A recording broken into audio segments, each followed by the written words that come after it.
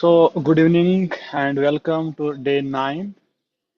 Today, I would like to introduce our eminent resource person, Dr. Bhagirath Prakash Baria. He is serving as Senior Assistant Professor at Department of Banking and Insurance, Faculty of Commerce, Maharaja Sayuraj University of Baroda, India. He teaches business analytics with a focus on AI and machine learning applications alongside risk management at the postgraduate level. His research interests span applied macroeconomics, including macroeconomics of banking and agriculture economics, with strong focus on econometric analysis. He has published more than 10 Scopus Index research works, including in Q1, Q2 journals, and has authored major volumes such as The Economics of Financial Services in Emerging Economies, published by Routledge, and The Handbook of Financial Services, which has been published recently by World Scientific Singapore. He is currently pursuing an MBA in data science and business analytics. So we are glad for accepting our short notes invitation. So on behalf of Jammu and Kashmir Economic Association and other in collaborating institutions, we welcome you, Dr. Bhagirath. Now the platform is yours. Please take charge. Thank you, Dr. Malik. Thank you so much for the warm welcome. And I'll request all the participants to give a thumbs up or some reaction if my audio is clear and I'm clearly visible. Participants, you can just give a thumbs up or maybe some reaction. Yeah, one kind of participant has done, two have done, three have done. So it seems I'm still waiting for many other participants. I can see a lot of name here. I request you to actively react. Sorry. A lot of participants are there, but there are no reactions. Request you to react to whatever interactions we have so that I can be confident moving forward. Okay, so nice, a very warm welcome.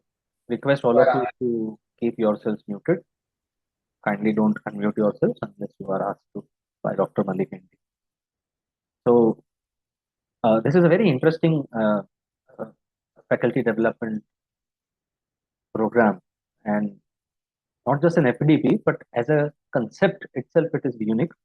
And this was visioned by Dr. Malik, who thought of creating a 14, 15 days event where speakers can come and instead of discussing the well-established research protocol, they can utilize their own research works, what they have done, and narrate its story, and then provide you some insights, lessons, and caveats, including the pitfalls of pursuing good quality research. So with that purpose, I have created my session. Generally, whenever I have collaborated with Dr. Malik, it has been for proper hardcore econometrics. But this time there's a different kind of flavor. Accordingly, I have prepared my session. So I'll share a screen with everyone, and with that screen, you will be able to see the first page of my PPT. The reason for delaying today's session was that I was already engaged physically in another college, and it's around 100 kilometers away from my place. So I traveled 200 kilometers today, and luckily I made it on time, and here we are. So, and thank you, Dr. Malik, for entertaining my request, and thank you all participants that you all adjusted your schedules accordingly. So let us start with our discussion. The idea behind this topic or this entire theme that I have taken up is not to highlight all my works, but to take up one work that I feel can serve as a very good case study to you. And we will go through the Ravi, I request you to mute yourself. You have unmuted yourself. So I'll go through the whole journey of one of the most challenging topics I worked on, because I decided and my co-authors, we decided to pursue something and adopt an approach which is not consistent with the dominant literature or dominant strand in the literature. The literature has its own uh, fortress, and the literature protects its fortress by not allowing any challenging idea or any logically, sorry, threatening idea to enter into the fortress, either on the grounds that it is mediocre. So they'll say that, your idea is just too bad, so sorry, we can't publish you, or on the basis of technical arguments, which sometimes, not always, but sometimes boil down to a straw man argument. So in logical fallacy, a straw man is a fallacy in which you recreate the argument of the other side, and then you beat it up and damage it, and you prove yourselves correct. So if somebody makes a statement which is quite specific, but you convert it and make it quite general. So they make a statement about somebody, but you take that statement and manufacture it as if they are questioning everyone who belongs to that kind of person's profile. So, that becomes the kind of straw man argument. So we'll go through the topic for today, and we might not get into the details of the technical issues, but let's go through the story, and let's go through the various characters that developed in the story, and then let's look at what lessons can be learned. In the process, I will ask you questions to think and respond, so we may have some interaction, and this is a very relaxed interaction. This is not meant to be stressful at all, so take it in that spirit.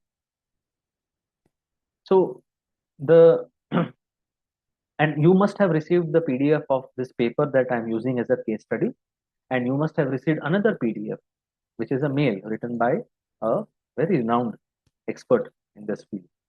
So those two things we will refer to whenever time comes. I hope you all at least glance through it, and some of you might have developed some taste or understanding about what we are going to discuss. So here is the uh, content that we are going to discuss, and I hope my screen is visible, everyone. Just a quick thumbs up if my screen is clearly visible. Content slide is visible. Yeah, I can see the chat box. So people have written yes, so that's good. Fine. So what we will do first is we'll first look at the story behind this research work. What was the spark pursuing this? What was the struggle we went through? What was the experiment we did? What negotiations we had to do with the journal editors, peer reviewers, and finally, what we discovered. So that's the story part. There would be action, there would be heartbreak, and there would be hope, and then there would be victory. Then we will look at the technicalities of the process. So the process of publishing this paper is divided into three parts. The first looks at the story. The second looks at the technicalities that we can learn from this case study, and you can try to utilize it for your own research. And finally, we look at the philosophical aspects of this particular project. What are the philosophical lessons that we can draw from them? So with that, this is the paper, first page of the paper that I have shared with you. And on the right side, you see my book with Routledge that was published in 2023. Now, that was a full-scale authored book that I was only the author. And I had, in that full-scale book, fully authored book, I had one entire part number 2 or 3, I guess. This was 2, chapter number 7, which was dedicated to 10 experts in the field. And they include many important names. I'll share the book with you. You can have a look at it. You can read those perspectives. Now, while working on that book, I came into the domain of financial inclusion, financial services, banking and insurance related issues, particularly macroeconomic issues. And I realized that there is something that can be done in this area, but I did not know what exactly to do. So after publishing the book, while I had good clarity on the topic I worked on, I felt there is something more that would go on. So that was the main idea. And my collaboration in this paper, the other two authors from Indonesia that I worked with, I happened to uh, come in contact with them through my published book. So that's a story which I'll let you know soon. So what's the story behind this entire paper? Where does the spark begin? The first chapter is the curiosity that emerged. Why did we decide to enter into this domain? And what is this domain about? And why am I hyping it so much? Is it really something to hype about? Or is it something that's not really worth it? You will understand as you go through the story. So I came across a very important controversy known as the Keynes-Tinbergen controversy of the early 1940s. Now, what this controversy was is contained here in this slide in front of you. So, in economics, let me read ad verbatim. In economics, the problem of possibly time varying coefficients was the subject of the famous Keynes-Tinbergen controversy around 1940. While Ian Tinbergen, one of the founding pioneers of econometrics, Ian Tinbergen, he defended the use of regression analysis and said that in many cases, only small changes will occur in the structure in the near future. So we can definitely use regression and estimate our model using regressions, particularly the regression coefficient. The regression coefficient is the main character of our story.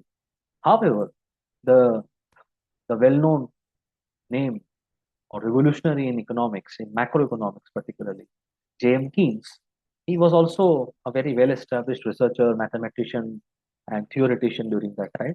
He objected to Ian Tinbergen.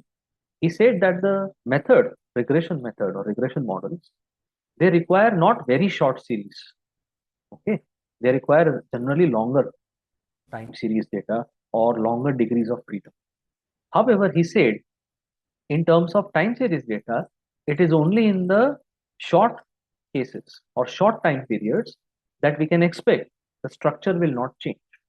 So on one hand, Ian Tinbergen argues that in regression model, now listen very carefully, in regression model, the regression coefficients that we estimate, if you know regression, even basics, you know that whether your sample period is of 10 years, 15 years, 20 years, 80 years, 1000 years, you will be estimating only one single regression coefficient for the entire sample period, isn't it?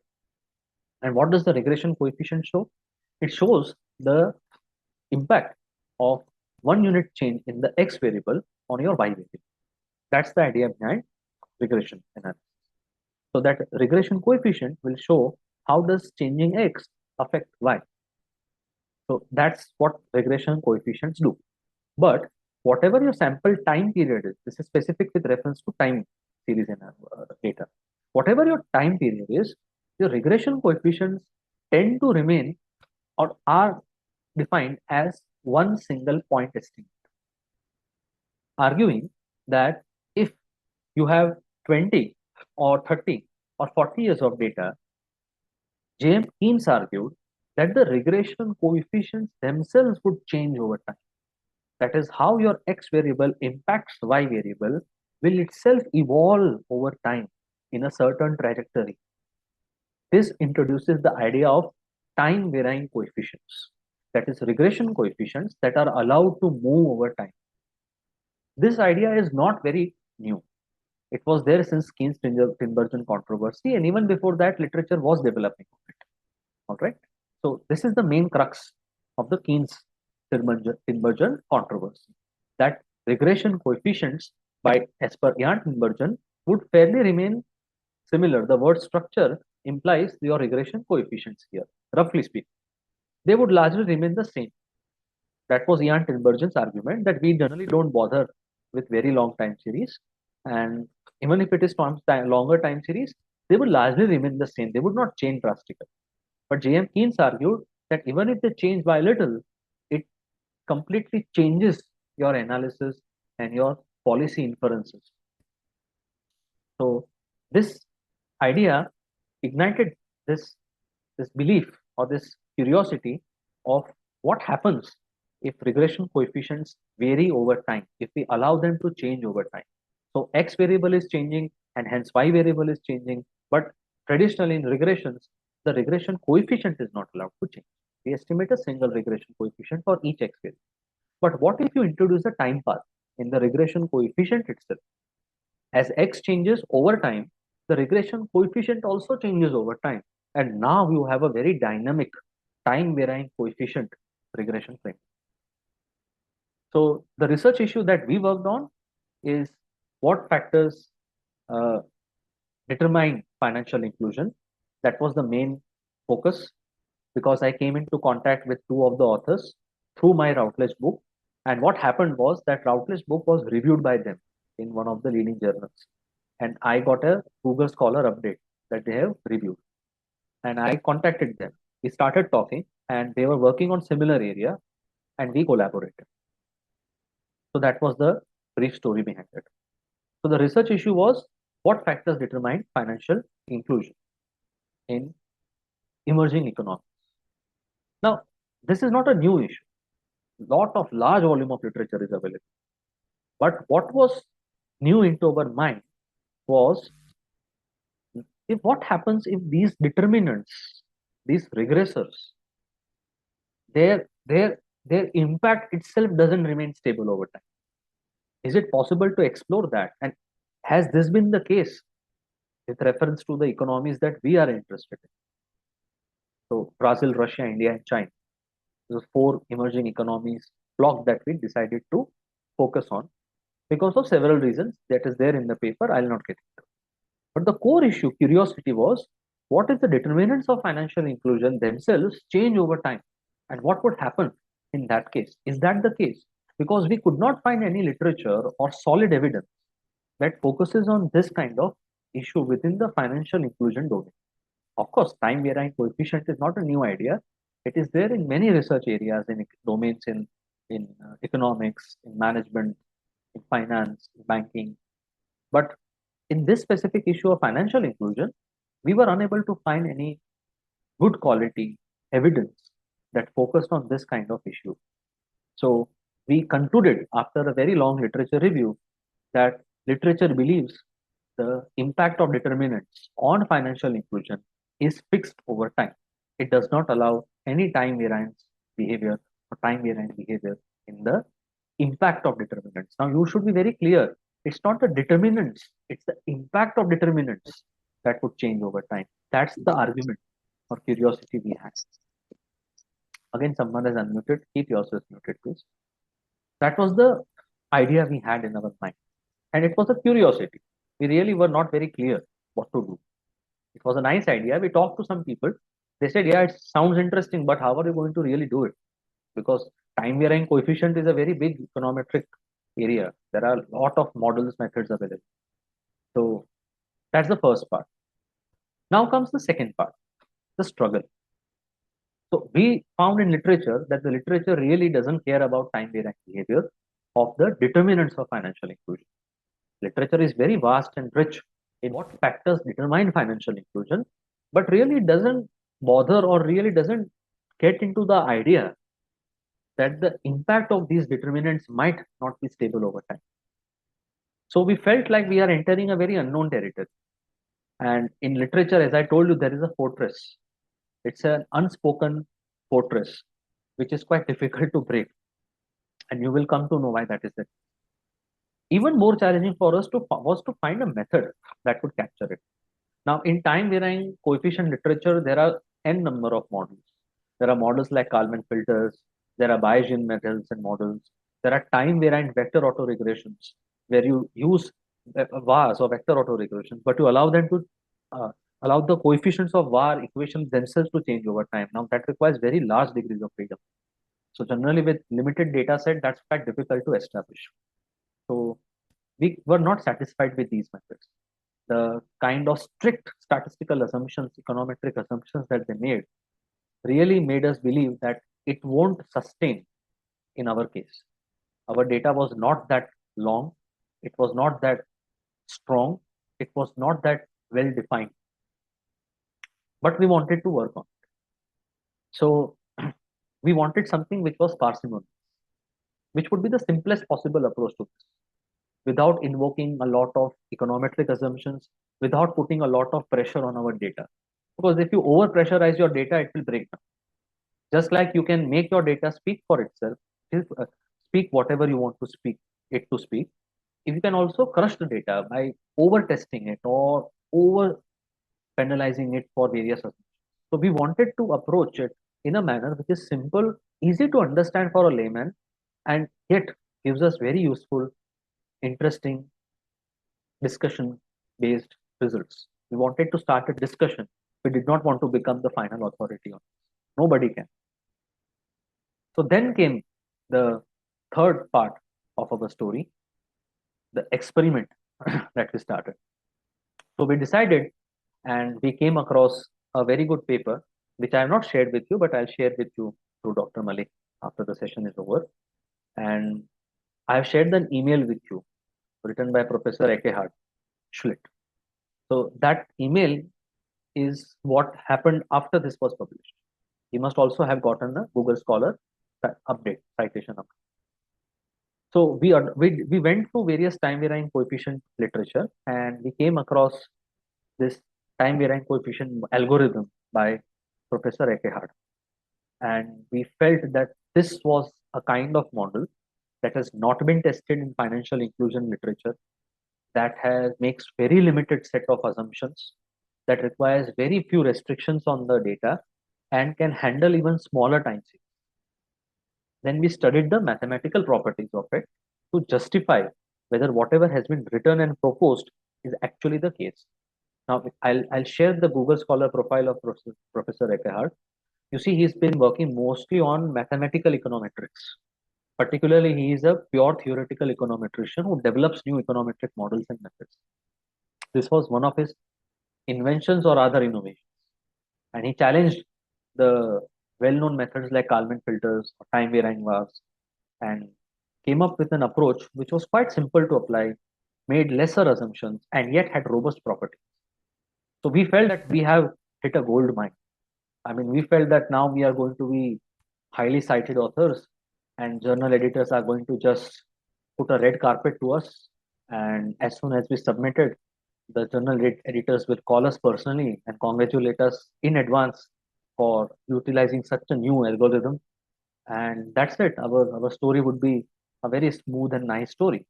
But we went ahead with it. It was a bold move. Maybe not the perfect move. Just a moment. Maybe not the perfect move, but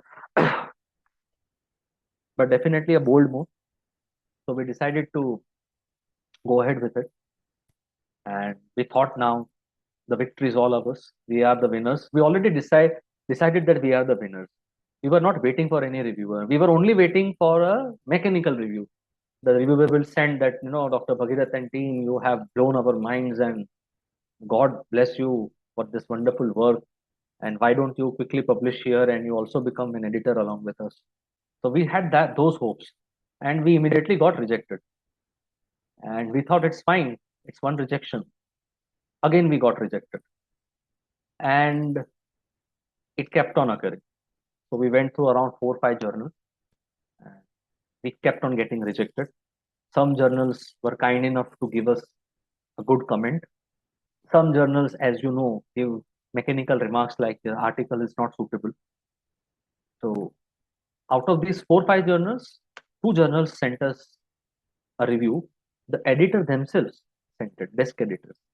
And we were really happy to see that some effort is being put in why the paper is being rejected. 2 journals took our paper into peer review. Peer reviewers did not accept our method and they questioned it. We responded, but maybe they were not satisfied or maybe they were not able to get it. So you can't consider reviewers to be gods. They are humans with philosophies and humans with perspectives. Some reviewers are really genuine. They understand the subject well. Some reviewers are just like that. I mean, I can't use the word because the session is being recorded, but they just really don't care. I mean, they believe everyone is an idiot and they are the only ones who were born with ultimate knowledge, and you need to crack through them, and then only they will give you an acceptance. One reviewer sent us comments. We have those comments. Maybe I can show you during this session or after this session. I mean, the reviewer did not even put effort to try to understand the assumptions made. So that really went bad with us. We were hoping for a great outcome and it was not so great. So peer reviewers were really not ready to accept that this is itself a research problem. I mean, why do you want to question the or raise the idea that the impact of determinants or X variables on Y in this area of research might be changing over time? It's not worth it. So I told you there is a fortress in literature. And if you are trying to bring something really new, it takes time for literature to accept. But we continued because we felt that this method is a very parsimonious, powerful method. Not the perfect method. There are superior methods available. But in this area, because there was no such literature available, we realized that we could contribute and fill a very important gap. We could perhaps start a new dialogue or a discussion. So here is a question for all of you. Okay, very important question. And you can type in the chat box or you can unmute and then answer. You can raise hand and then you can answer. So were we right in doing so? What is your view on this? Should we have stuck to whatever peer reviewers asked us? Don't get into such a uncharted territory. Focus more on the well-established theories and approaches. Or were we right in trying to do something which really goes against the flow? So what is your view as researchers? Because you all are researchers. What do you feel about it? You can type in the chat box if you wish quickly, or you can just unmute yourself. Yeah, Samik, please unmute and respond. No, you have not unmuted. Yeah. Good evening, sir. The question is that should we add it to the what peer reviews of 4 or 5 journals told us? So my opinion is that we should consider what is the relevance, what are the relevant points they are making. Depends upon the points, whether the points are being relevant to my journal, whether the question, what are the the statement, what are the statements or the given by the peer reviewers being relevant to my journal, and if there's any kind of changes, if there's any kind of, yes, sorry, one call is coming. Yes, No. follow. You can mute yourself.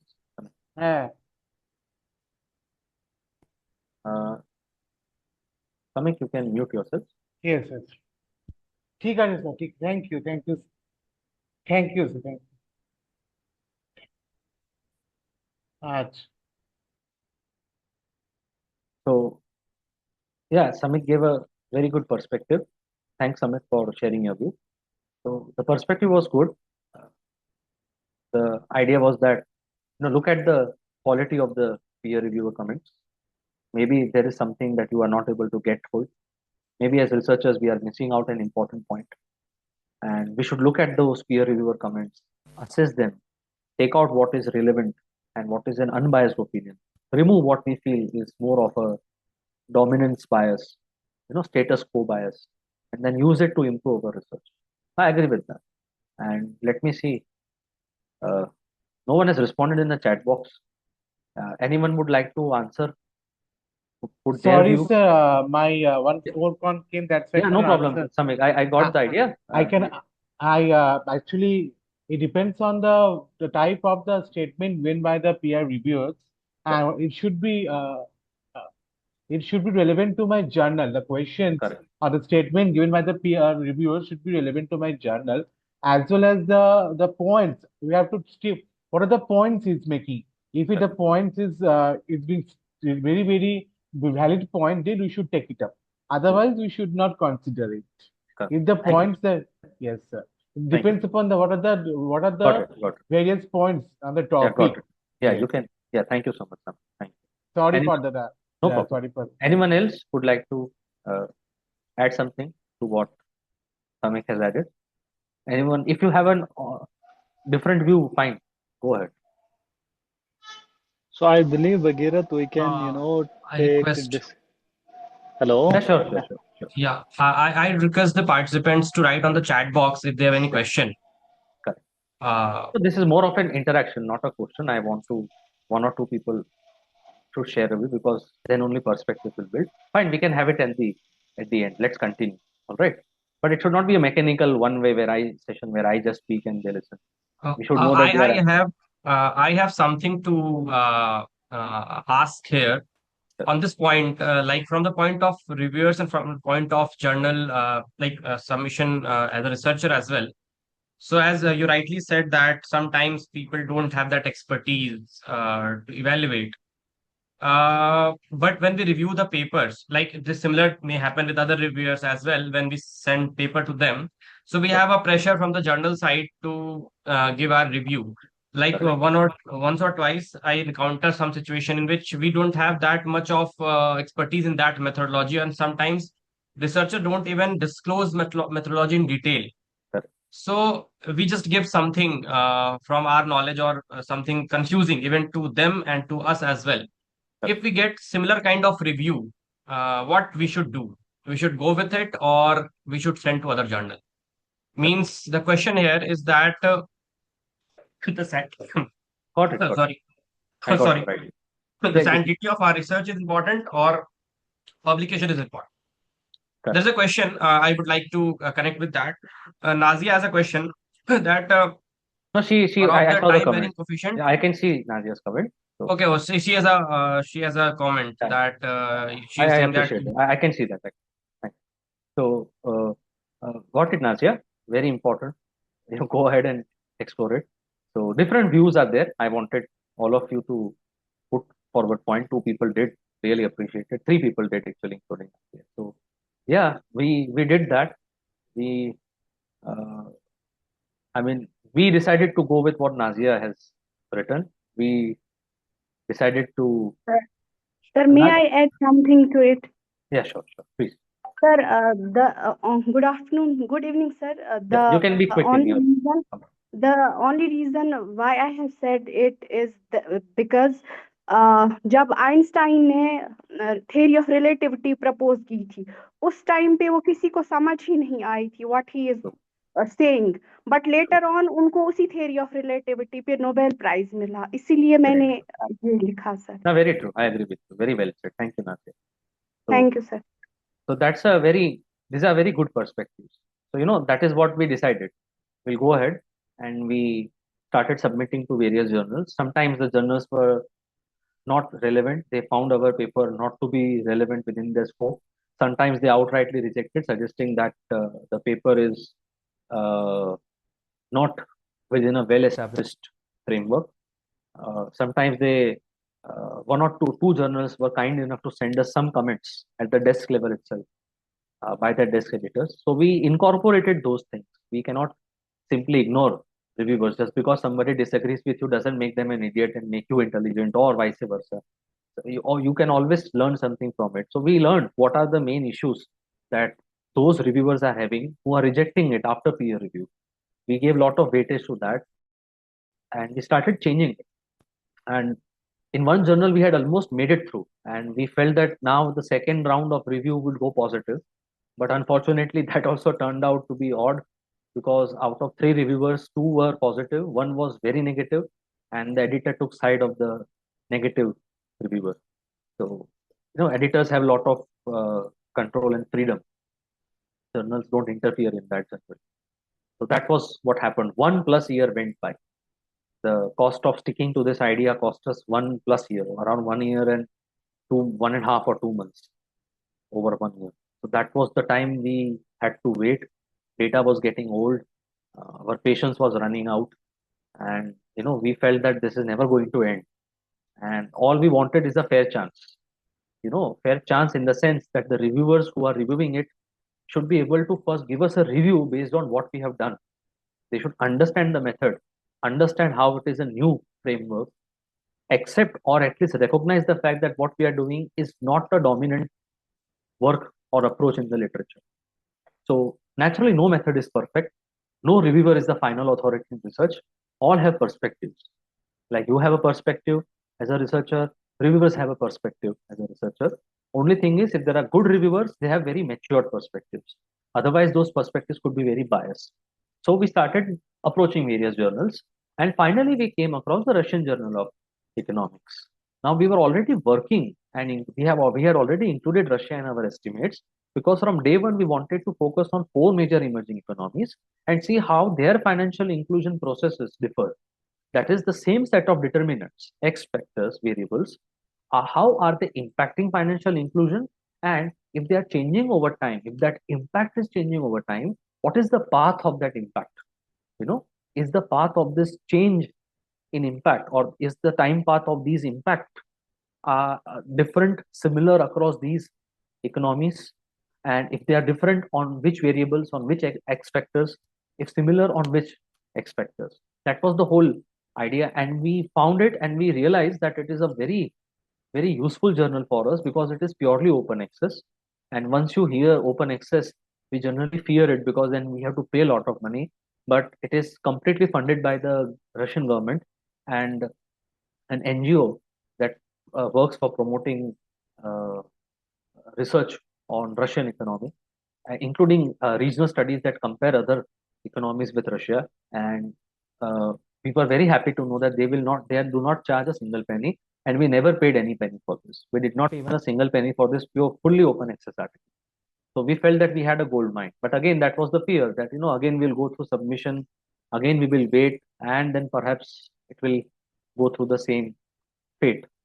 So we went ahead with it, submitted. The editor got back to us with some initial editorial changes. Then we submitted again, and it went into peer review.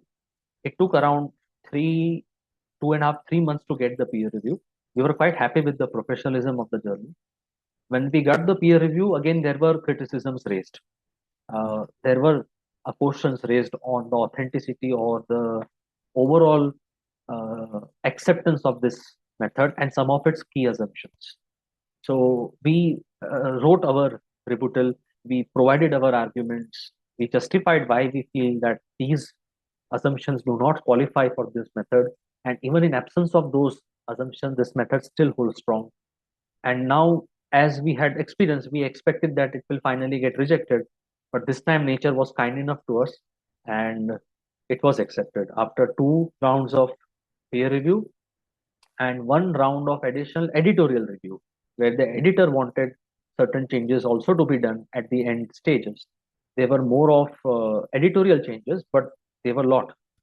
So all these things combined, what happened was we tightened our argument very well. Our arguments became very clean, and now we had a lot of clarity on what we are doing, why we are doing, and what kind of criticisms we may face in future, and how do we respond to it. So this was a really good time because it took almost 2 years to get the paper out, little more than 2 years, I guess. And we were really tired with it. I mean, it was just the last attempt. After that, we thought we'll just keep it aside and we will put it on some repository and let it be put in non-peer reviewed manner. So this was the story behind it. And now we come on the technicalities of this. So what are the important issues that come across to any researcher working on a project or a paper? Particularly when you are trying to create something or analyze something which is not very much dominant in the literature. And we should not be biased with dominance or mainstream approaches. Otherwise, we will end up only reproducing the biases. See, there is a fallacy called the uh, uh, popularity fallacy. I mean, ad populum or something. That fallacy says that if something is popular, does not make it true. So if 1 million people in front of you are saying that, Bhagirath's uh, laptop or Bhagirath's voice is the best voice we have ever heard, doesn't mean that Bhagirath's voice is the best voice. Just because very large number of people are saying something doesn't make it true. So it's fine to develop new approaches. So let's look at the technical aspects after having learned the story.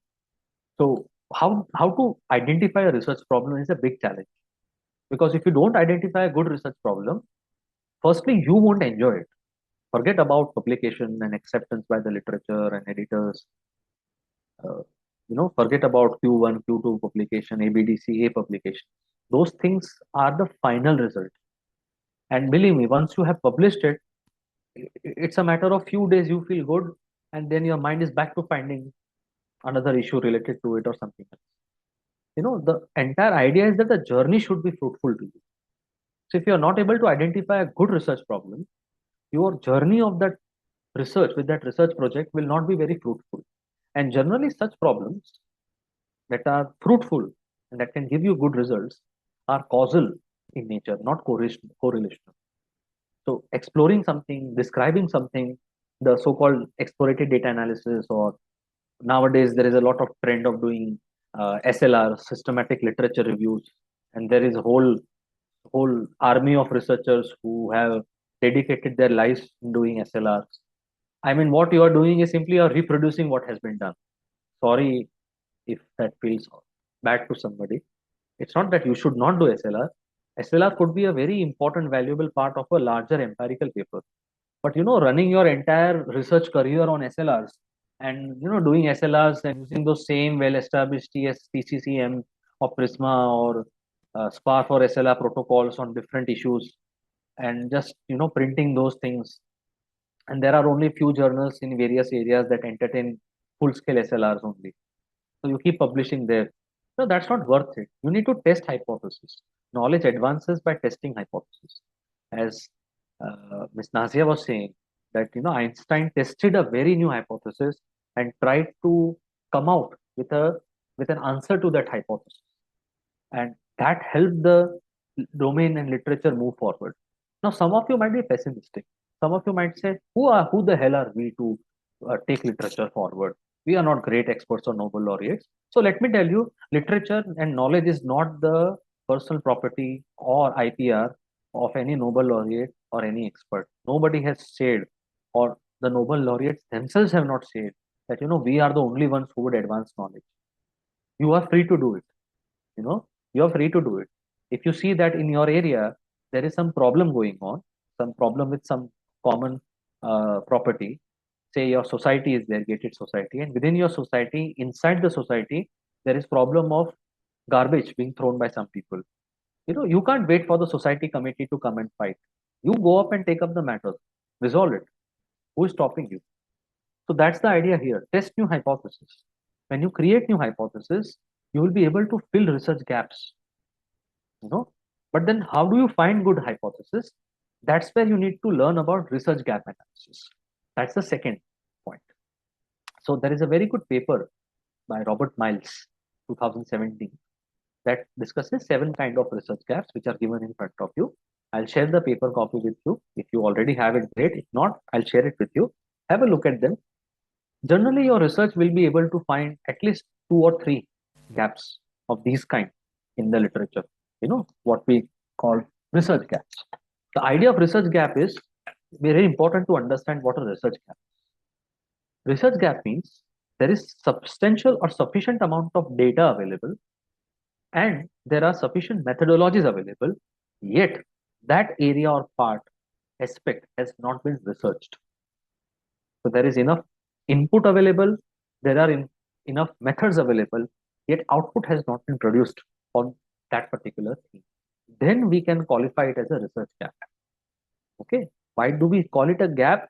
We call it a gap because it is compared with the ideal situation that given whatever data sets we have today in this area or topic, whatever topic you are working on, whatever methods exist, several hypotheses, many hypotheses can be tested. But some of them have not been tested so far, like what we found out. The time varying impact of determinants of financial inclusion. How various factors that impact financial inclusion, do their impacts change over time? Do they have a time path?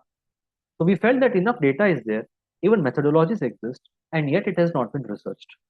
So identifying a research problem will give you clear idea of what kind of hypothesis you need to test. Then comes whether you are able to innovate something or not. Generally, people try to innovate in the kind of database they use, Some people use premium paid databases, which are very large scale. Like in my domain, banking and insurance, we have a database called Bank Focus.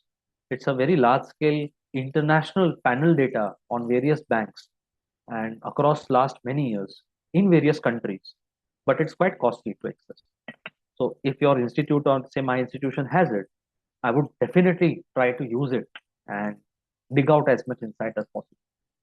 But generally speaking, new databases are difficult to access either because they are premium or paid versions, or if they already exist, people must have already used it. So a particular point where you can innovate are the methodologies. You can innovate on the methodological aspect in your literature. Through the literature review, you study the methodologies that have been used separately, and you think and find out if these methods are within similar universe, if there are some other methods that could perhaps be used on existing data sets themselves. So there are some tools that you can use. Research Rapid is a very good tool. I'll strongly suggest you can use Research Rapids. In Research Rapids, what will happen is it will map your literature, whatever topic you are working on, and it will show you interlinked studies. So instead of focusing on all studies in the area, you can focus on studies that are dependent on each other or related to each other or referring to each other. And so you can get a very compact idea of what kind of things are clicking in the literature. What kind of methods quickly click in the literature, are quickly accepted in the literature, and then people start citing them. So you can get that idea from there. So that is one approach to do. So methodological innovation will allow you to generate new insights, particularly test new hypotheses on the same databases. So on the data front, you are not challenging the literature. So that's a good thing for you. The literature will be happy to look at what you have done. But you are going ahead and creating a new methodological approach or adopting a new approach to analyze that data. That makes your task a little easier. But if you go with completely new data set, it will become even more difficult. So there is a question I'd like you to think. You may not answer me right now, but think about it. Maybe at the end you can tell me about it. No answers right now. We'll take it up at the end. So, adopting a traditional or a popular method, suppose that makes your work quite easy to publish in good journals. But if you innovate, it will cause a lot of delay. What happened with us? So in that case, what should a researcher do? No need to answer me. You don't need to put your answer publicly. Just sit and think about it tonight. If you have an option to do something which is quite well known, and you know that it will help you to publish quite easily in reputed, good, highly indexed journals, highly rated journals. But if you innovate, it will cause delay and maybe a lot of delay and could even lead to rejection in the end. So what should you do? These are very complex questions. Like in my previous question, 3 people had 3 different perspectives. So it's a very complex question. There is no one final answer. It is like investing in the stock market. I can have very strong conviction on a stock. Dr. Malik might not have that conviction on the stock. So he might say that, I'm fine.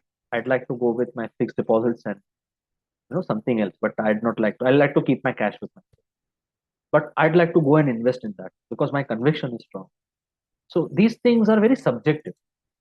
You need to look into yourselves and ask whether you want to do that or not. Okay, so it's a risky gamble, but then it pays you off because you come out with a completely new line of thought which you can keep developing. So then comes data analysis. If you are innovating the methodology, naturally your analysis would be much more different, fresher, and superior. It will help you to come out with new insights, new implications, new patterns and trends that were earlier not known in the literature. Like what we found out was very interesting. The same set of determinants were used, the same regression model was used for all 4 economies in which the same X variables were there and same Y variables, theoretically. Of course, data set would be different. And then we looked at their impact first without any time varying change, typical traditional regression. Then we allowed time varying behavior to enter in all X factors. Then we saw what is the path of them for different countries. And we found diametrically opposite results. I have already shared the paper. In your free time, you can look at the figures that we have given. You know, the figures after in the results and analysis section. And we have written the economy name also. So, we did not find time varying evidence for all determinants. In each economy, we found many times we found different factors which had time varying behavior. So, for example, let us say X1 is having a time varying behavior in Brazil, but we found it was not the case with China and Russia. We found that X2 variable has a time varying behavior in India's case and Brazil, but not in Russia and China's case. So, these were really interesting things. I mean, that again opens up the question, why is that happening? So, that again motivates you to work on this area and go deeper. So, if you work on an area that can help you create a new perspective, maybe goes against the tide, it will really help you to come out with a new line of thought, and that motivates you to keep working. Doing the same traditional things that everybody has been doing. In the end, when you sleep at night, you're going for sleep, you don't really feel satisfied with it. It has to be done. Of course, we need to work on mainstream approaches also, because we need to put our name there also, so that people know that we are capable of working there, and then we are doing something new. But when you do something really like this, something really challenging, that opens up different perspectives in your mind. It motivates you to keep exploring the area, and perhaps you become part of that area of research itself. Maybe if you keep working for 10 years in that area, the literature will consider you an authority and expert in that domain. So that is what we are doing. We have continued working on it. We are improving the data set. We are now exploring new methods that can be put on what method algorithm we had used, Professor Eckhart's algorithm. We are also working on contrasting different time varying algorithms and see how the results change. Because see, one study is never enough to spark the literature. You need an army of evidence, army of studies to be able to persuade the establishment that you are having something new or unique to say. Like if I'm standing for election, a local election, and I have only 50 or 100 people who are going to stand for me, nobody is going to pay attention to. But if I have 10,000, 50,000, 1 lakh people who are ready to listen to me and support me, then that creates an impact on the overall discourse. So that's the idea here. We have decided to work. We are continuing working on it. We are improving our results. We are improving our data set. We are even adopting new methods and trying to contrast them. So how do we position the paper? That's another technical issue. What do we mean by positioning the paper? In the end, if an editor and peer reviewers go through your paper, what are they going to consider? What are they going to feel about it? Now, positioning is more about the perception rather than a very technical argument. How are you putting your paper in front of the editor and the peer reviewers and the stakeholders who will use your research? So, for the positioning that we adopted was a policy making article. So we from point one, from line one, we were focusing on the fact that our article focuses on the regulators' perspective in all these 4 economies. We are not really focusing on the perspective of practitioners. So we are focusing on the perspective of the regulators. That was the idea we had in our mind while working on this particular because this topic in itself, or what we are trying to address, is something that firstly policymakers will look into. Suppose in all these 4 economies, all economies, Brazil, Russia, India, China, are trying to promote financial inclusion in their respective economies. But if we are able to persuade them, that the factors that they consider important, their importance itself is changing over time in terms of the regression coefficients, in terms of the structure that Ian Tinbergen and J.M. Keynes pointed out. If that itself is changing over time, then maybe policymakers need to have a much more time-sensitive approach and policy matrix. They can't have a well-defined, clean, neat policy matrix. They need to have a very fluid and dynamic policy matrix that can adopt, change, and switch roles between various determinants over time. So tracking and tracing that time path would be a very critical, important challenge. And policymakers have all the technical knowledge, tools, expertise to do that. But we need to persuade them. And one study won't be able to do that, of course. But working in the same area on similar kind of issues and consistently researching on it will help you break that ice barrier, and then enter that fortress and make a space for yours. So what we did is we balanced the technical issues with a lucid analysis. And the Russian Journal of Economics editor, at the end, after all peer reviewers, 2 rounds of peer reviews and final editing, suggested that we need to tone down a little bit. We are being too technical in our discussion, and people may not understand. Every researcher is not there to learn econometrics. People are there to learn about the topic itself also. So we had to tone it down a little. So a policy making article should be quite technical in nature, yet the analysis should be quite simple. This is a very tricky challenge. However, you may position it as a hypothesis testing paper. You may position it as a theoretical paper, while you are using data analysis, but you might be trying to propose a new theory and not get into more of the policymakers' problem or issues. Up to you how you position it.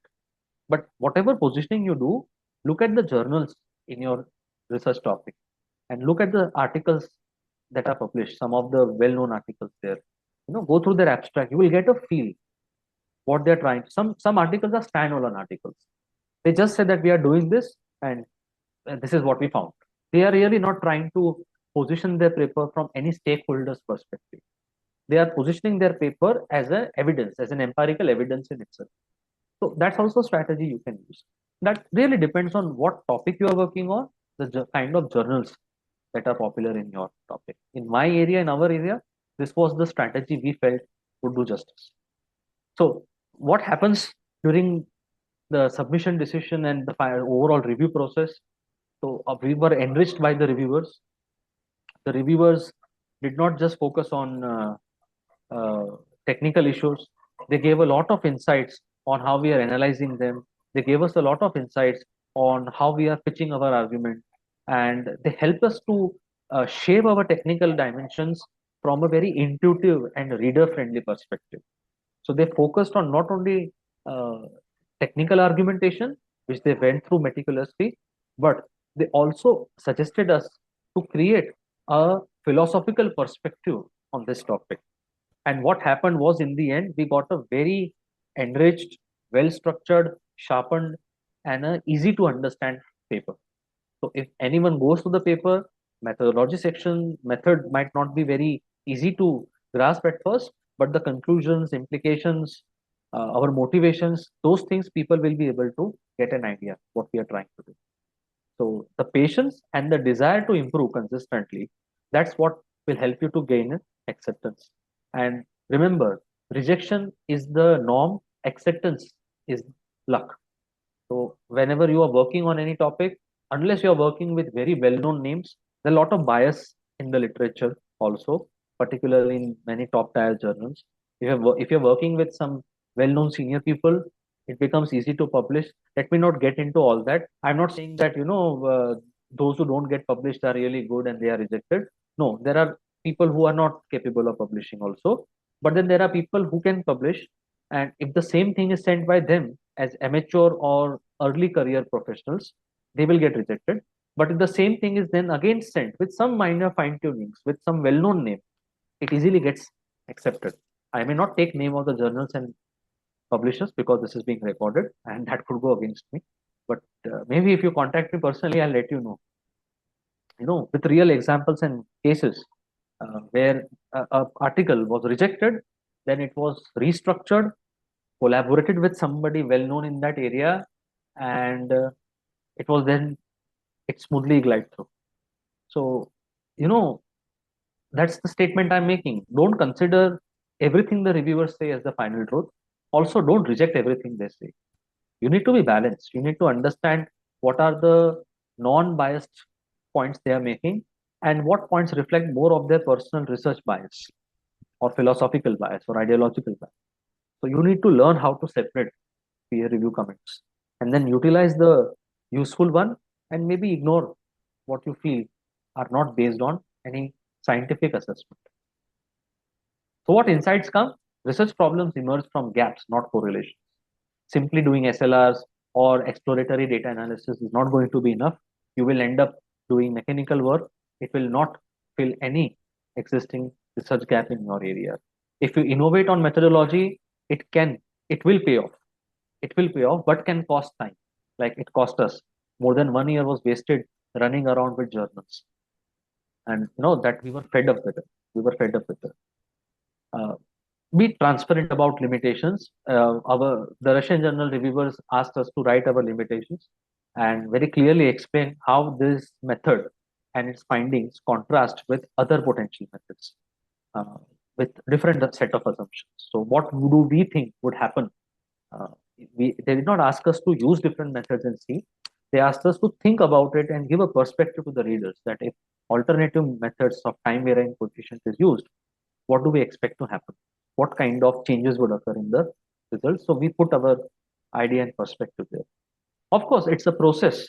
Publication is a process through which you negotiate with the reviewers. You try to offer whatever they are trying to ask. At the same time, you ensure that your core arguments remain the same. Because if you're going to change your entire core argument, then they will reject it. Let me assure you. See, if a reviewer is giving you a very detailed, lasting criticism of your research idea itself, and you are able to persuade them or give them logical arguments, that will give you some chance. That will give you some chance to get selected. But if you completely change your argumentation based on the reviewers, editor might themselves reject the paper because they might feel that you are not confident enough in what you are proposing because you are allowing your core structure to be questioned and changed. So you need to be very careful when you are incorporating changes from the reviewers. Going blindly with whatever reviewer has said without questioning anything and believing that now it will get accepted. Maybe it will, maybe it may not. The editors have the final call. And if editor feels that you were too lenient and too easy to question, that they might not trust your idea. And they might say that, fine, let it be. We don't want it. And that happens. There are n number of cases where it happens. 2, 3, 4 rounds of peer reviews. And then the editor says that, we are not satisfied with what you're doing, even though majority reviewers are in support of it. So think beyond citation counts in the end. That's the insight you must have. Think beyond the citation counts. Improving your H index, I-10 is very important today. Our careers depend on it. I am also facing the same challenge. You also are facing the same challenge. We all need to improve our citation counts. But at the same time, we also need to do something which is policy relevant. Maybe at local policy level, at regional policy level, at national policy level, or at international policy. We need to do something which has policy relevance because policy relevant matters and research have much more chances of creating social contribution and impact. But those research which are purely scholarly in nature should also be done. But you should balance it in your research portfolio with policy-oriented matters also. So find out what policymakers are concerned with in the topic or domain you are working, and consider some of those topics as part of your research portfolio. The last section for today's topic is the philosophical learnings we get from this entire narration that I have given you. What are the philosophical ideas or narration we get out of this? So the first thing is be bold enough to challenge the status quo. But you can't challenge the status quo just like that. Some of you might get motivated and say, okay, today I'm going to work on something new and I'm going to fight for it and I'm going to get it published. That's not the correct approach. You should question assumptions and you should embrace methodological courage. That is courage to innovate on methodologies, but you need to read a lot. You need to understand what the literature has done so far. Why something is a dominant approach, why something is mainstream. If it is mainstream and many people believe in it, top tier experts believe in it, why is that the case? What's so strong in that? You need to get into the mechanics very well, whatever topic you are working. Then you need to develop technical expertise, not just software. A trend in statistics and econometrics practice nowadays is to learn software. And I see so many workshop sessions and online, offline programs which are purely titled on software. And software is just a calculator. It's a sophisticated calculator. What are you going to learn with it? I mean, I teach you eViews or Python, and I show you step by step what is to be done in Python. But what is to be done is should be known to you. Nothing can replace a good understanding of statistics and econometrics. Read about statistics and econometrics first. Read it very carefully. Develop your knowledge about the techniques, methods, models, their assumptions, their limitations. Then only you can venture into something like this. I worked in applied econometrics for many years in the past, dealt with different kind of data sets, made mistakes and learned. Then I decided to get into this. I would not have done this in the very first stage of my career. Then I've taken some questions. I'll definitely get back to your questions. I'm looking at it. So I did not go to it directly. I did not jump to it directly and decided to question everything and do something absolutely new. So read a lot. At least target 50 high quality studies in your research domain. Study it end to end thoroughly, particularly the methodology part. Make notes from it. Thoroughly understand what has been done. Then only you dare to question anything. You can't dare to question something unless you have published in that approach and then you understand that approach. So do that. That's one of the most important challenges you will face. Don't be lured by early criticism of literature. It won't help you. It will rather put your academic reputation in vain. The second is fruits are not always sweet, and that's fine. Publication journey teaches you to be resilient, at the same time makes you used to setbacks like we had to. Almost 1.5 year went like that, and we started losing our confidence and even our interest. There is a limit to patience. You can't wait for 5 years and hope to publish. Many big people have done. We are not that big, so we are not going to wait for so many years to be heard. So there is a time limit to which you should allow these kind of challenges to be entertained by your intellect. Beyond some point, you should keep it aside and continue with something else, because doing good quality publication over time is also important. You can't keep wasting years on one particular idea itself. So there won't be guarantee, but see, there is no guarantee that if you do what is popular in the literature, you will get published. As a matter of fact, let me tell you, statistically speaking, doing something which is mainstream in the literature or popular gives you higher chance of failing. The reason being that there is so much of competition out there to challenge you that journal editors will be getting large number of submissions using those methods and models. How are you going to make and persuade them that you are contributing something new? At least when you do a completely different methodological approach, when you are doing something that has not been testing a new kind of hypothesis, at least you have something to say that I have something unique. Out of 10, 12, 15 submissions, some journal editor and peer reviewers are definitely going to give you a chance. They're going to give you a fair chance to be heard in the literature. But if you blindly go with what is dominant and popular, there is no guarantee you will be able to succeed, and there is even higher probability that you will find it difficult to publish. I'm sure many of you must have faced it. It's not something new. Develop international collaborations. I learned that working with people from different countries across the boundary, like my association with Dr. Malik, my association with many other people whom I know myself, whom I came to know through Dr. Malik, whom I came to know through Professor Ram Pratap Sinha. It helps you create new synergies and you learn new working styles. You learn how people think from different backgrounds, from different research environments, from different institutional environments. You get access to networks that they have. You can even get access to databases. Like I have one friend, we have one contributor, Dr. Malik and I, and we have just come up with our new handbook of financial services with World Scientific. We have two authors from US, and when I talked with them and came in touch with them, they provided me access to a uh, database which I did not have access to, and I was really happy. And it was such a relief that now we have access to this thing that we generally don't see here, because it's a very costly database. And many times you can get help for open access funding if you collaborate internationally.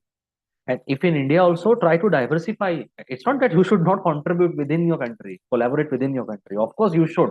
That's the first thing. It should begin at home. But when you collaborate with people from different institutions within your country and from outside the country, your chances of getting funding for open access improves a lot. So that also is a great contribution and learning that I had from this entire project. Finally, learn from the journey. Rejections are the norm. Acceptance is the rarity. Accept this fact. Learn from every submission. Even if desk rejected, you explore and think what could have gone wrong. The desk editor might send you a mechanical mail. You think what could have gone wrong. If they say it's not suitable, go through their scope again on the journal page. Look at various articles published. See your article. What do you feel? Does your article still fit into it? If it fits, then maybe you were rejected not for scope, but maybe your argument or the topic you're working on did not click.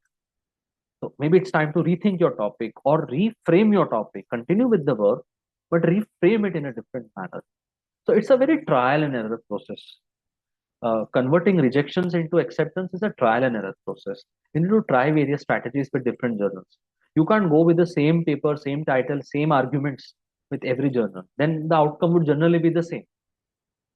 You need to adapt to it. What mistake we did is initial 4-5 submissions, 3 submissions initially, we really did not change anything.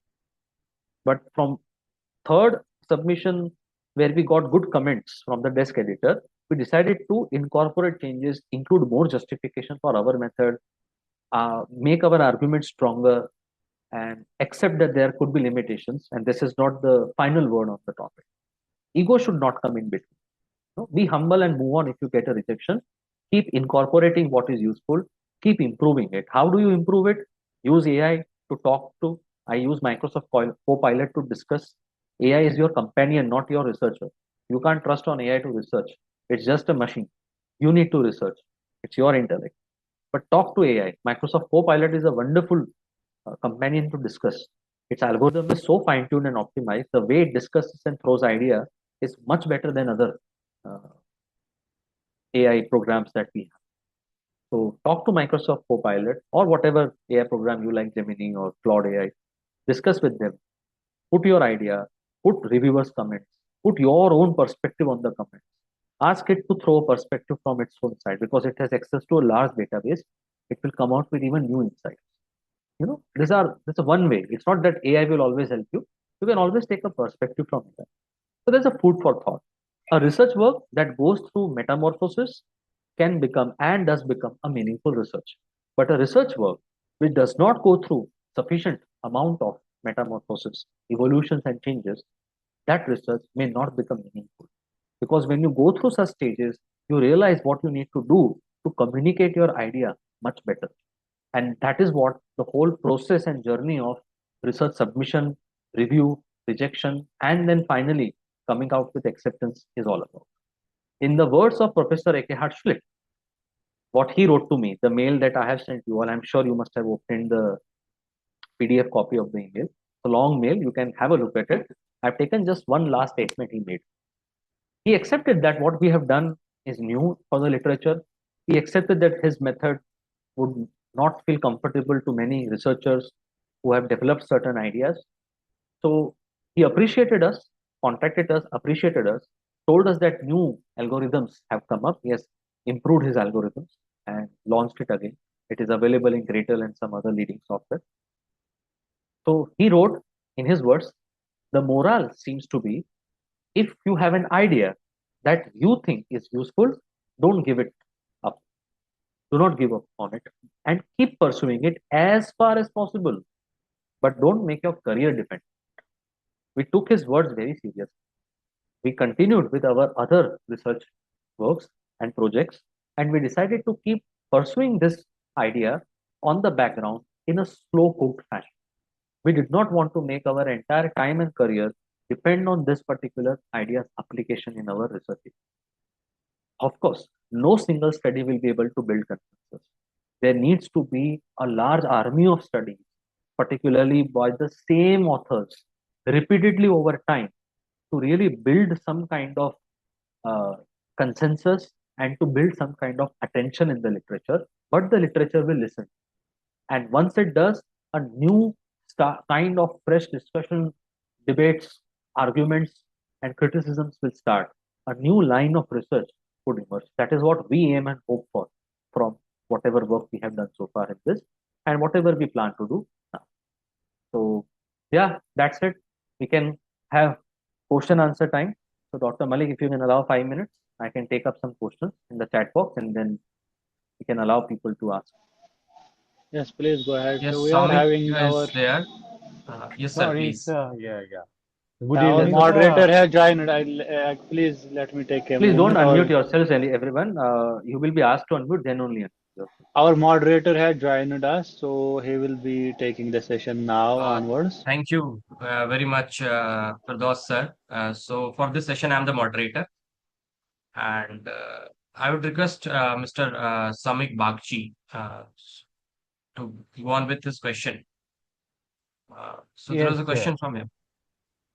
Well, Sir, my please. question to you, sir.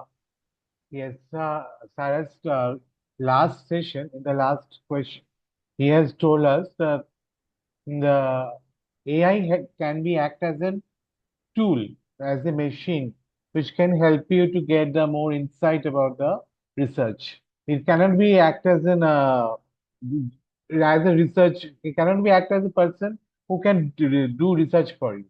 So I feel that the AI can give you better insight, but what about the analysis part?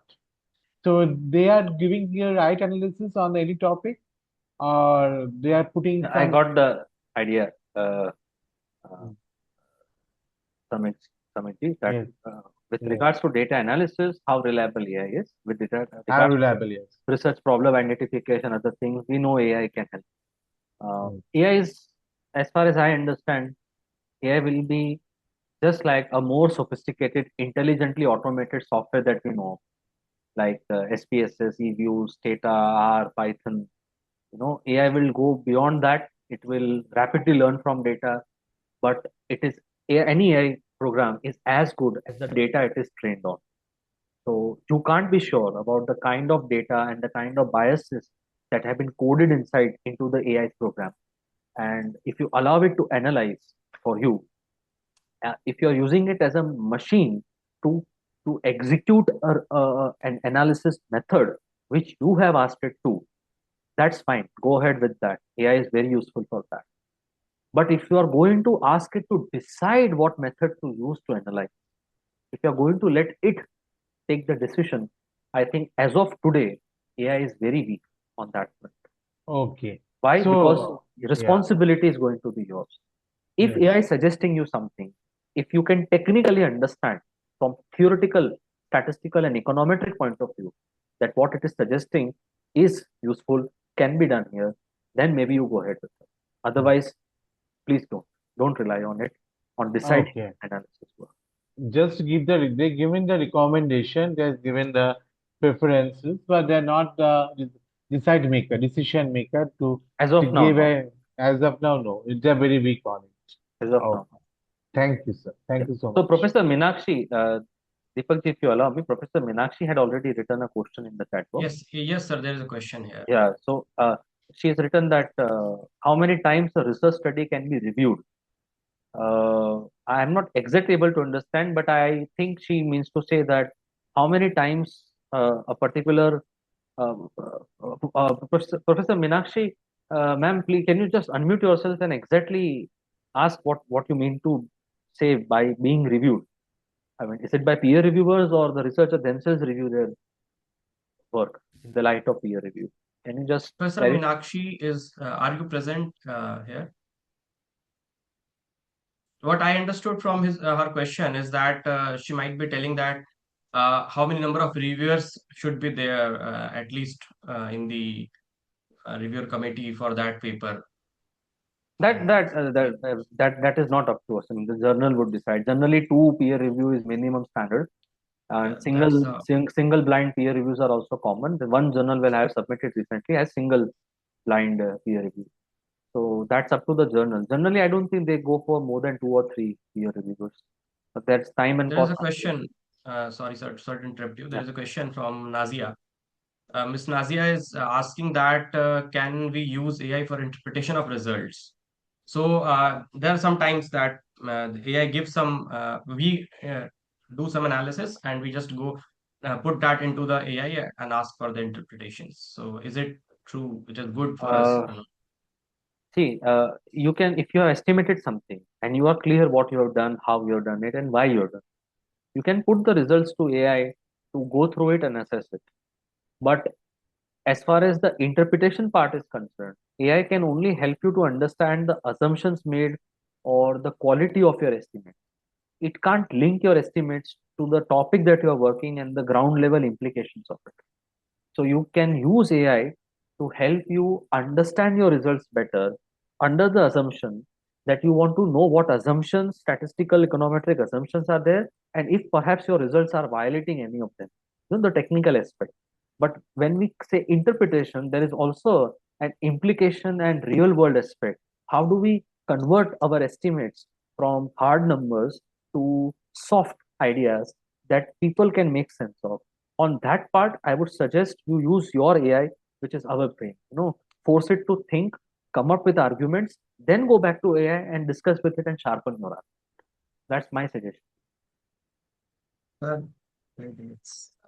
Sir, first of all, I would like the audience to ask question. And on behalf of the audience, if there is less question from them, I have some questions. Yes, Miss Ashitu Bhatia is here. Yes, Ma'am, please. yes, yes. Good evening, sir.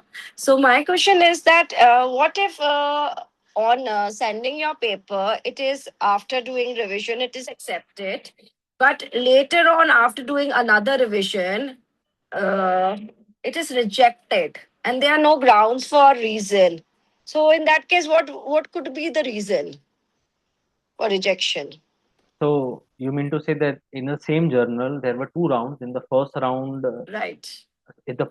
what do you mean by being accepted in the first round? It There were is like positive. it is accepted, but later on they just go with the plague and other check, and at the final stage it is not logged, but it is rejected. So what could be the reason? It is the plague because you always send the plague report. Of course, of course. We always do the flag checks and send. Right, Sometimes but they at have a the different initial software. stage. Sometimes they could have a different in-house software for plagiarism check. And Okay. editors also have software where they can quickly assess they have in-house software where they can Mm. quickly assess the structure of your writing, how much could be generated by AI, and also the citations they are generated. Nowadays, they are using AI-driven software to see whether there's a citation pandemic going on, and researchers are going to AI programs and generating all fake citations. So they check for that also. So these could be reasons, and more importantly, the problem with these journals is they do all this at the later stage. So what their argument is, why to spend time on this in advance? Let it first go through peer review. If accepted or if appreciated, we will take it up further. But that's a loss to researchers. And if a journal is not really giving you a reason, genuine reason of why they are finally rejecting with proper argument and evidence, at least in writing, then maybe there is something non-academic going on. Maybe they want to bring in some other paper from last moment contributor, the so-called Okay. seniors or the Mhm. elite institute people. I know them. I know many of them. In front of me, they call big journals and they say, editor, I'm sending an article with my PhD scholar. Just have a look at it. And generally doesn't get rejected. Maybe some minor changes. So that Okay. could be a political, non-academic reason, or it could be that they really found plagiarism problem using a different software, but they should give you a chance to answer. If they are not giving any clear recommendation, maybe don't get into that journal again.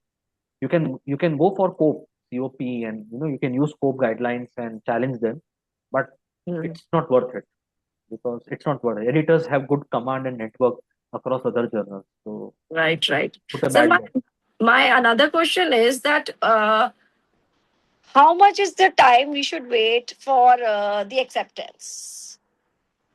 Generally, I say if it's at least a Scopus Index journal in Q1 or Q2, be ready to wait for 8 to 9 months at least for the peer review process to be over. Right, right. Could go Yes. up to 1 year also.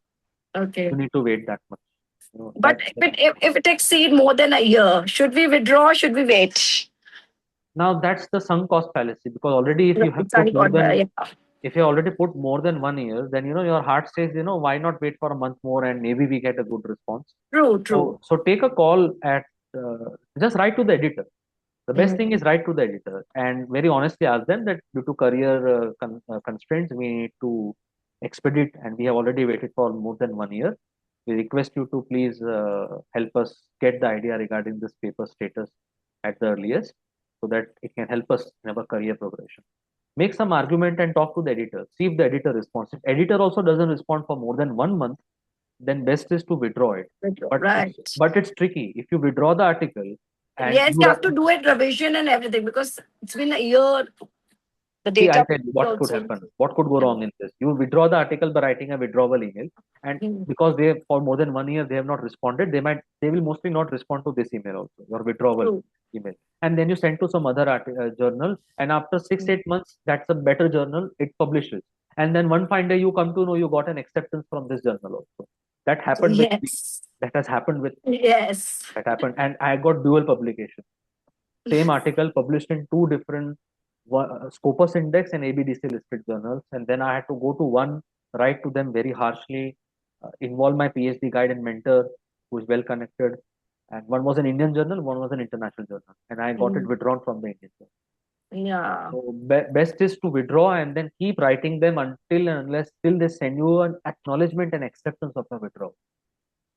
Then only you consider it withdrawn. Otherwise, it is not withdrawn. Writing an email from your end does not mean it is withdrawn. Fine, sir. Thank you so much. Is there anyone else having a question for Dr. Bhagirath? So connecting to this, Doctor, I would like to ask few things. As ma'am has pointed out very correctly, even I have encountered a case in which there was an Indian journal, and the main problem which we faced, and I am asking on behalf of the audience, that a lot of audience might have encountered through the same problem, because as a young researcher, when we go through these things, so when we send our paper to some journals, sometimes it happens that they give us, even I got this rejection in like same day. I submitted in the morning and by the night I got the rejection, and no reason was given, just it is written that it is not under our specialty area or preview or whatever. But actually it was the journal of the same domain. Like I've written a paper on BRICS, and the journal was on the developing economies, finance. So it got us. And sometimes what we found that in one of my paper, Indian journal it was, and it took it like they take it for like 1 year. They had my journal paper for 1 year, and after that they rejected my paper and not given any comment. So at that point of time, what problem we encountered, that we are not able to understand why we are getting rejected time and again, and what we are missing the link. So how to find that missing link? What link we are actually missing, so that we are not getting accepted at Q1 or Q2 level journals, even if we have good methodology and well connected result. The result innovative, the methodology is innovative, but still we are not getting published. What's how? Even I have faced that. So the perspective that I can throw, there are 2-3 things here. One is that if you are getting quick, immediate rejection, I think you should feel good about it, because in that case, then at least the journal editor is having some grain of honesty to at least tell you quickly on your face that we can't do that. So it has saved your time. At least you can next day you can start exploring. But the journals which are taking long time and then rejecting and without proper peer review, there are two ways. Either you accept the outcome because fighting with them could take time and be costly, or under COP, you can register a complaint and approach them and raise a complaint against them, which then would also make life little tougher for you. Why would this happen? A long time goes by and proper review is not given and outright rejection is given.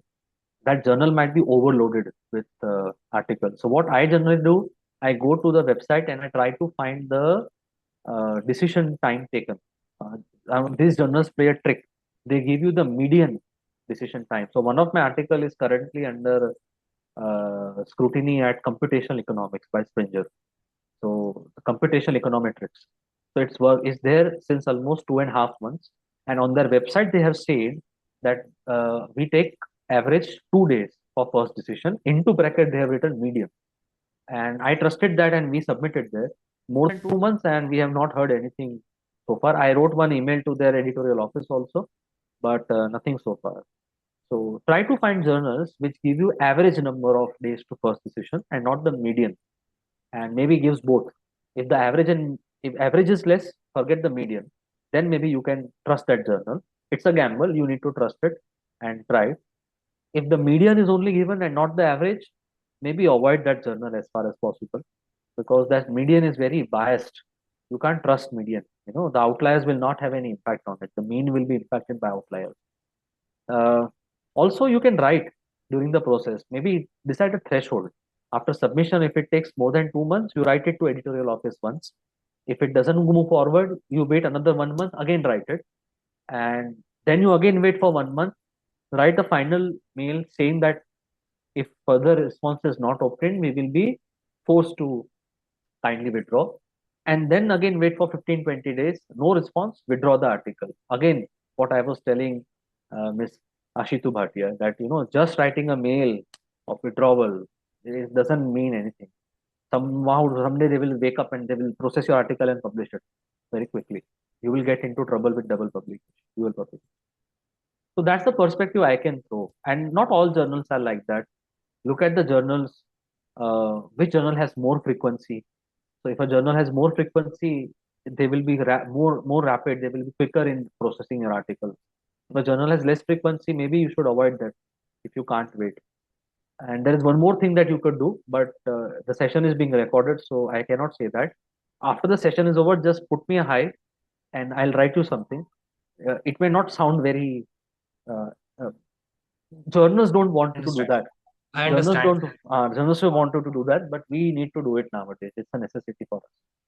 Yeah, So I got that's it. my. Actually, from this perspective, what you are saying, so there's another problem which is faced by mainly a lot of young researchers because see, in big universities, if you are in DU or some IIT or IIM or I don't know the condition of other places, a lot of supervisors, PhDs, guides, they help people.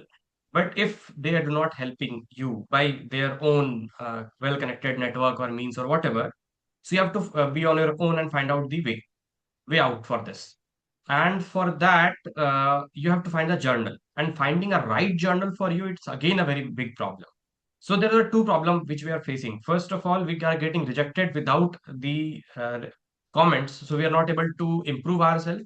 Second thing, we are not able to understand whether we are submitting our paper to the right journal or not, and that's why we are getting rejected. So it's a completely you can say a black hole kind of situation. We don't understand what is behind the veil. So how to find that solve that problem, that right journal to be targeted? Because we have to think about APC as well. If charges are not paid by the university, we have to think about the timing as well, median timing taken by it, and the quality of journal as well. Like we are going to Q1 or Q2 journal in Scopus, then again it's a problem. Yeah, I got the point. With regards to this, one thing that I told you after the session, if you ping me, I'll write to you, and you might agree with me about that. If you can give me any or share or like mail ID or whatever, we can. Yeah, I have my mobile number, WhatsApp. Dr. Malik will provide it to you. It was there. Uh, he will Actually, provide it. all the resource persons, we are tagging all the resource persons in the post. Unfortunately, people are not following. If you see So, after the session, there is great hard work. I am posting on LinkedIn, so I am tagging the resource person. I am putting it on Facebook. I am sharing. I can share you anything regarding the Okay. resource person you wanna connect to for the resource person. I'll tell you something very foolproof idea, Dr. Deepak, on this. Yes. That I'll tell you there, but I'll tell you personally. I can't tell it on recording. Okay. Yeah. Okay. So, Dr. So Deep, I'll yeah, uh, yeah, please any other conclude question from actually. Then, anyone? no. Please come up with your Uh, questions if anyone have, or we can wind up the session for now. Professor Malik. Yeah, you can have, final vote of thanks, or I will take it. I'll take it. Okay, you take it, final vote of thanks, So, then I will share few lines. Yes, please. yeah. So, first of all, I can see that there is no much more question from the audience side, and so thank you very much, Dr. Bhagirath, for this wonderful session and much more interesting and actually required for the young generation of scholars and some seasoned scholars as well. And for that, I would be very much thankful to Professor Firdaus Ahmed Malik, our president of Jammu Kashmir Economic Association, for organizing such a wonderful session, and our co-organizers like Rachna University School of Business, Social Science and Humanity International, and others, so that for their collaborations, I think we will see a wonderful future together, and we will collaborate for much more programs like this and sessions like this. It is always a tradition for Jammu Kashmir Economic Association, and being a part of this association from past 1 2 years, I'm seeing that we regularly organize these kind of programs, so informative sessions and FDPs, and we will keep on doing this. But I am much more thankful to the audience who has taken or given their valuable time for us, and I hope that all of them will be benefited from the information given by Dr. Bhagirath. He's a very learned scholar, and I was going through your that CV thing. So yes, Dr. Bhagirath has a lot of experience in the field of research. I hope everyone will be so much of benefited from his knowledge and expertise. I'm very much thankful to all of you present over here, and thank you very much, everyone. Have a very good night, and thank you for joining us. Thank you, Dr. Bhagirath, and thank you, Professor Firdaus, for this opportunity. Thank you. Uh, Thank you, Dr. Deepak, for joining us. In the end, he was facing some, error. So again, on behalf of Jammu and Kashmir Economic Association and our all collaborating institutions, I would like to, extend my sincere gratitude to Dr. Bhagirath for delivering such a comprehensive and insightful session on day 9 of our International Faculty Development Program. So I can say it was one of the amusing, sessions. Your engaging presentation, depth of knowledge, practical guidance provided through slide one to our participants with valuable perspectives, and the way you have, designed whole presentation that will undoubtedly strengthen their research and academic writing. So the clarity with which you explained complex concepts and the willingness to address participants' queries made the session highly interactive and enriching. And the way you have, put it one of the headline, the spark, where is the spark when, participants are passionate enough to identify the research problem. I also express my heartfelt, appreciation to our moderator, Dr. Deepak, for ensuring the smooth conduct of session, and to all participants for their Thank enthusiastic you very much, sir. engagement, thoughtful, questions, and active participation. Although we have joined the session very late today, but I again appreciate participants for their active attendance. So again, in the end, we are honored to have Dr. Bhagirath's valuable contribution to this faculty development program, and sincere thanks for sharing your expertise and inspiring researchers to pursue excellence in research work. Thanks once again, and we look forward for future collaboration. So I am Thank you, now, Dr. Malik. putting the session off. So Thank there you, is a Dr. Malik. scope